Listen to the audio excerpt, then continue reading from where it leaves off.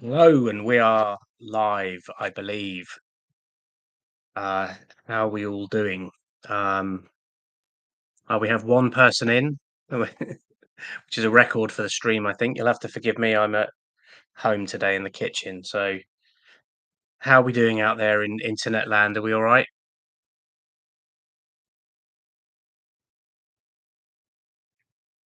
So, the whole point of this stream was to say thank you to everybody, whether you watch this kind of on demand or whether you're in now. But yeah, so thank you. And we're at 4,000 subscribers, which is insane. So I never thought this would happen. And I'm so sorry if you can hear that scraping noise. There's a cat on top of the cupboards scratching. So let's see if we can um, reveal some of the magic. There she is. She's being a huge pain in the butt. So anyway, yeah, so thank you. 4,000 subscribers. That's mad. Or 4,097 now as I actually look at the studio. So yeah, I'm blown away by that.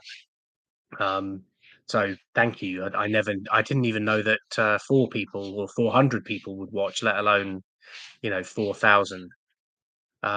So yeah, I don't know who's in. Can I see who's in? I'm not sure I can. Let's have a look. So engage with the audience. Let's so on the right hand side there's the chat. I've typed hello. So I don't know. I can see there's two people in, so I don't know who those two people will be. Maybe it's bots or something. I don't know. Um, but yeah, so there's a couple of things I guess that we could talk about today. I think because I spend a lot of time thinking about this topic, and it's a topic that's kind of um, I say close to my heart. I was going to say dear to my heart, but it's not. It's close to my heart. I want to try and help as many people as I can with this program, and yeah, I want to try and yeah. Hello, hey Deborah, how you doing? You're right. Just seen a comment. Thank you very much. It's good. It's good to know that somebody's watching. So thank you. Um, you're gonna have to excuse me. The cat is driving me crazy. Bear with me 1 second. I know this is not really the thing to do on a live stream, is it? But bear with me.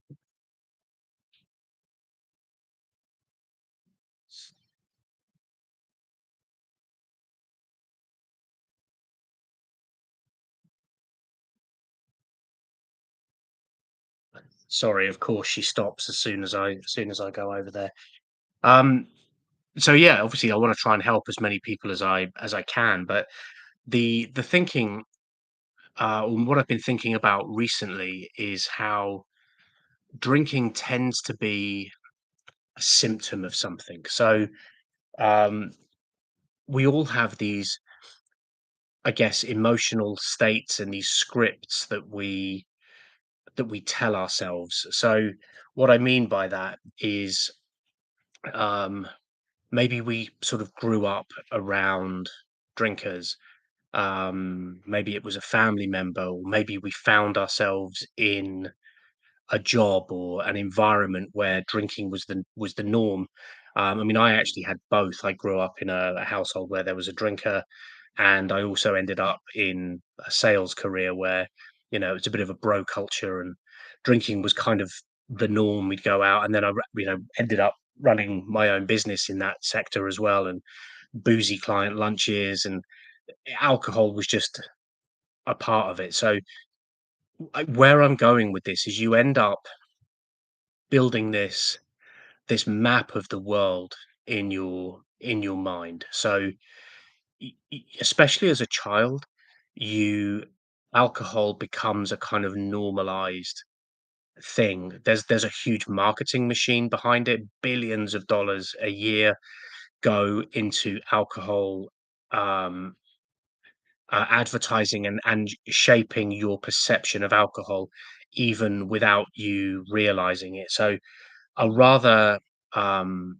blunt version of this. So this is not very subtle, but it's things like, James. This is probably aimed at men more than anything, but like James Bond. So we all know James Bond. Martini shaken, not stirred.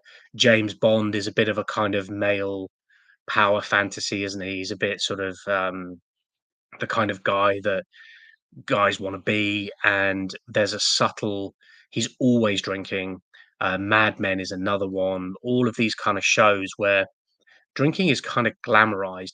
It's a little bit like I tell you what. Here's a great analogy. It's a little bit like gambling. So, and bear with me.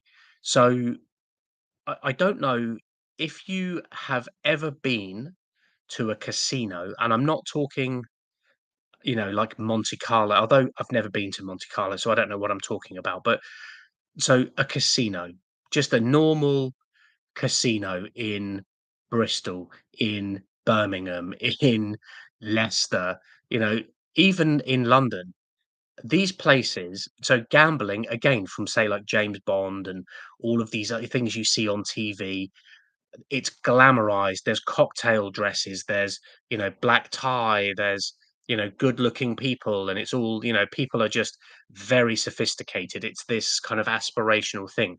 You go into a casino and it is awful. It is the most depressing place you've ever been in your life. And it's not full of people in black tie. It's not full of beautiful ladies in cocktail dresses. It's full of the kind of dregs of society at 1 in the morning, gambling their last week's pay away.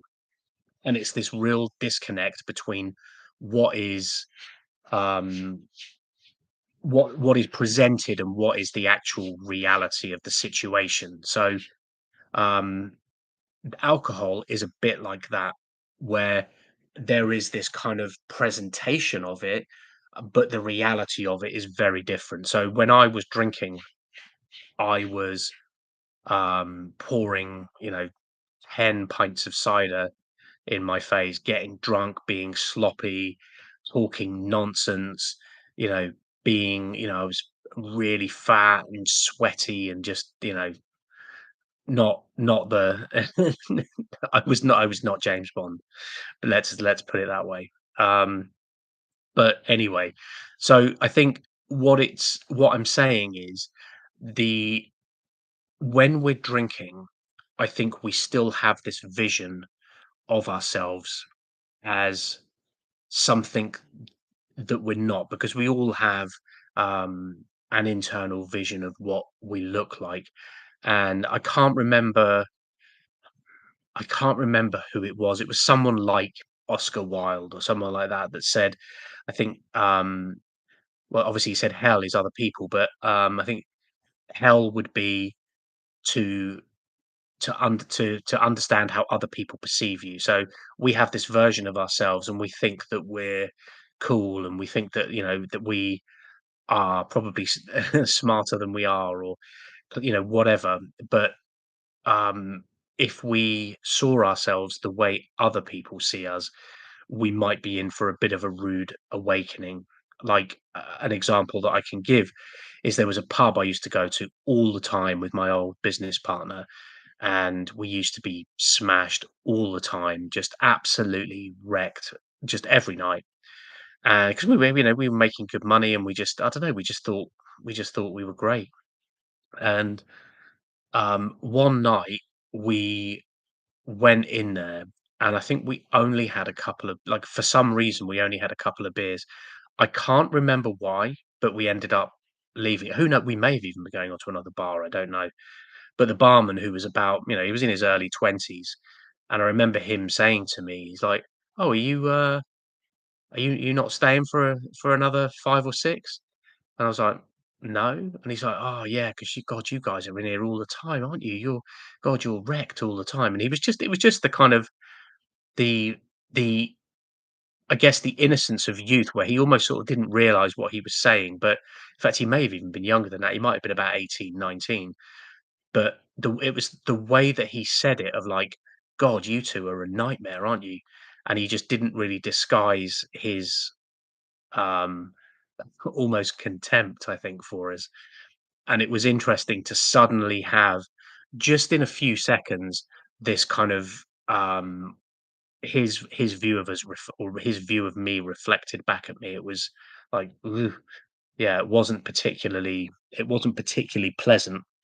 So yeah, okay, so we've got 3 people in now. So if you're here and um, you're listening and you're actively listening, do drop me. I know, Deborah, you've dropped me a comment in the right hand side. But if you're in here, just do let me know you're in, and just drop a message. Just say hello or something. It'll give me the the drive to continue. Um, but yeah, so alcohol again is one of those things that that starts it starts small as well. I think we all know that we don't we don't start as hugely problematic drinkers, or at least dependent drinkers, or people with an alcohol use disorder. We don't start that way. It's I think the term is progressive, isn't it? But um, it's a bit like, what's a good analogy? Like water carving a rock. It takes time, effort, and it's almost kind of imperceptible as it's happening. We don't know that it's happening until there's actual damage. We don't know until there's a groove worn, there's a groove worn in the stone. So it's an insidious thing at the best of times. So um so yeah, it's not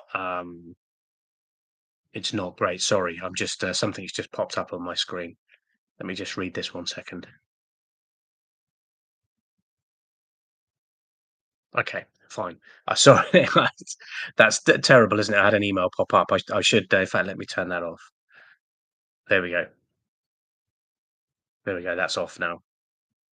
Um, so I think with drinking, it's it's a difficult one because tying back into the whole thing of like scripts and identities that we have within ourselves, it's if you really sort of think about it and are kind of intellectually honest about the whole thing, you will realize and you will come to understand that it's nothing more than patterns that we play out, and like a script, and living up to versions of ourselves that we think we are. So again, using the James Bond analogy, there will be a different one for you. Maybe there's someone else that, obviously, if you're a woman, you may not identify with James Bond, for example. But that's quite a sort of blunt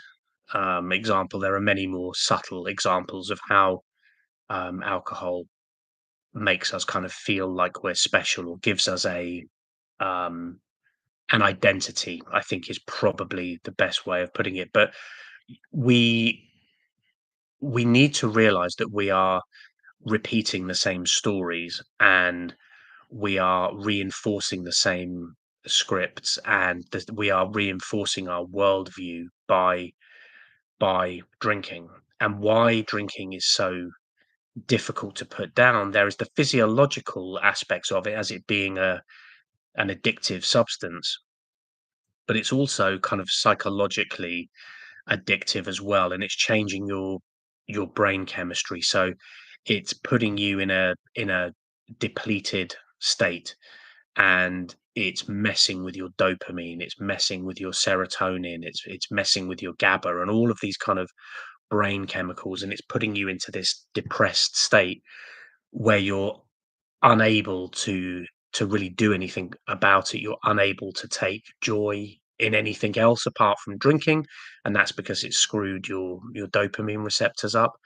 Um, But in terms of why, or another sort of psychological reason rather than a kind of biochemical, but a psychological reason that we can't give it up is because you don't know who you are without the alcohol. You just don't know who you would be without it.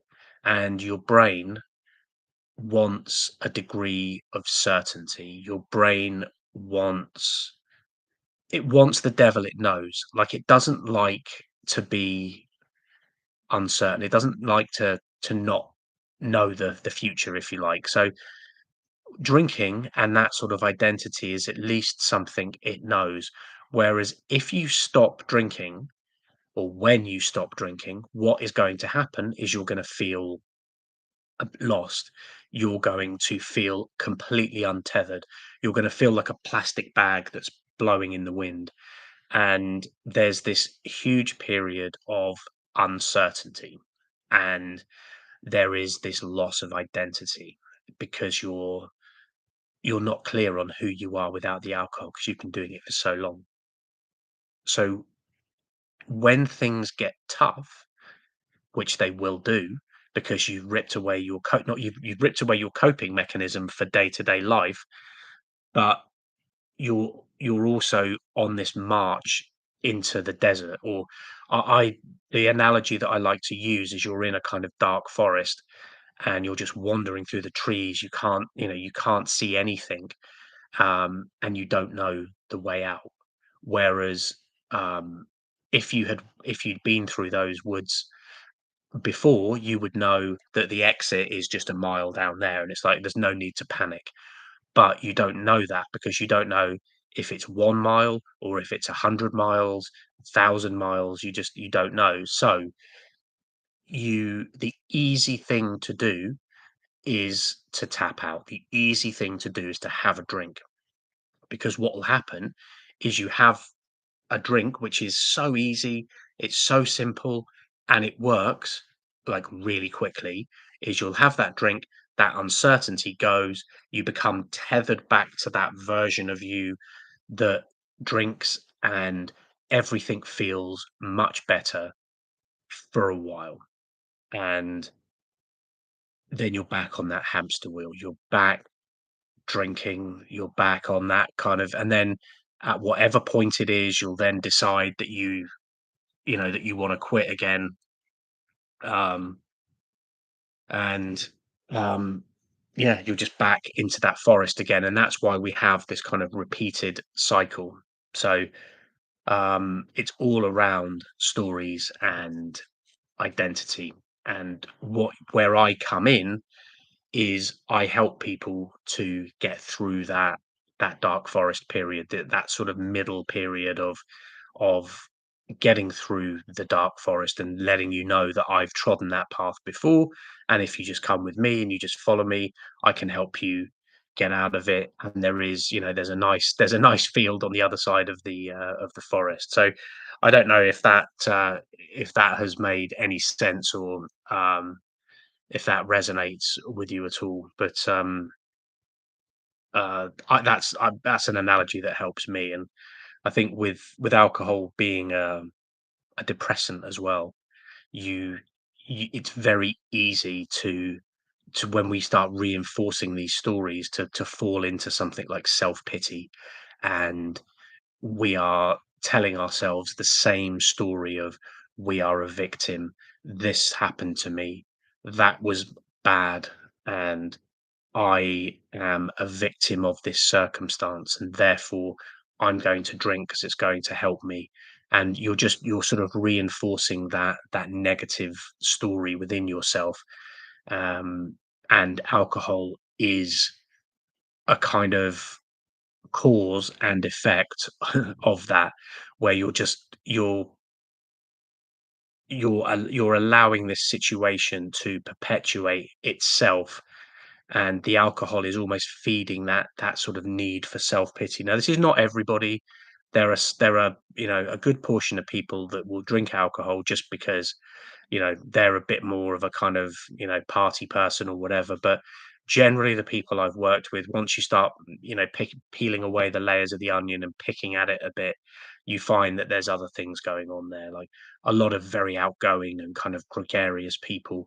Again, this is, again, with the kind of more kind of uh, well-known people that I've worked with. Like as I've said in a couple of times, I've worked with a couple of comedians and an actor, and these are people that project a very kind of confident exterior, but you start peeling away layers, especially when there's drink and drugs involved. You find that they're racked with self-doubt and insecurities. Again, not all of them, but just you'd be surprised at how many people will present as very confident and will say that the reason they drink is just because they like it. They're fun. It's a party, and then really within their deep kind of thoughts, you find that this is just a mask, and they're actually quite insecure. So there's usually some underlying cause going on with alcohol. Now, I'm not a doctor. I'm not a trained psychologist or anything like that, but I have a kind of expertise within this kind of narrow band of drinking and alcohol use disorder. Um, so yeah, I mean, how long have I been rabbiting for? That's probably, yeah, so 20 minutes. I don't know. It's a little bit quiet in here, so I think I've kind of waffled enough. So I don't know. Um, I'm guessing that you are still the lone person in here, Deborah. So I'm probably going to end the stream. I don't know if you have anything that you want to ask me, if there's anything that you want to contribute, or whether any of that made any sense, or if that sounds like complete nonsense to you. Let me know. I'll give you a couple of minutes, or I'll give you few seconds to type. But if not, I'll end the stream here.